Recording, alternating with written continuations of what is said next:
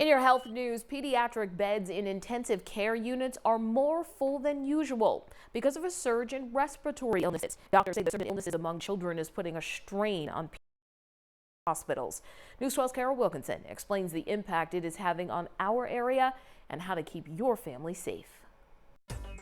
When it comes to keeping her 9-year-old niece Litzy healthy, Elizabeth Pimentel says it's a family affair. I usually tell her, like, the precaution and things like that, like to clean her hand and, and everything, to just stay away from, not to stay away from the kid because they're always going to be interacting, but, to be careful and things like that with coughing and things like that, to cover her mouth, just not to protect herself, but also to protect the other kids as well. Good advice, especially as hospitals nationwide treat unusually high numbers of children infected with common respiratory viruses, also known as RSV.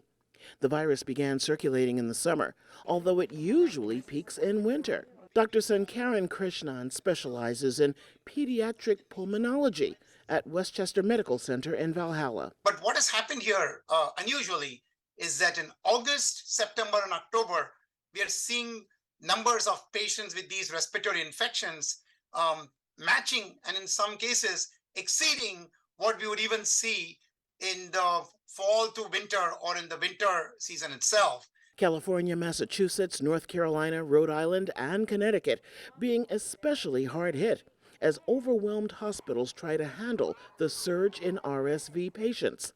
So far, there's no similar increase of such cases in the Hudson Valley, but Dr. Krishnan warns to stay alert.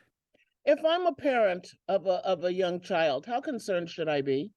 So absolutely no reason to panic. Children commonly get respiratory infections like colds and head colds.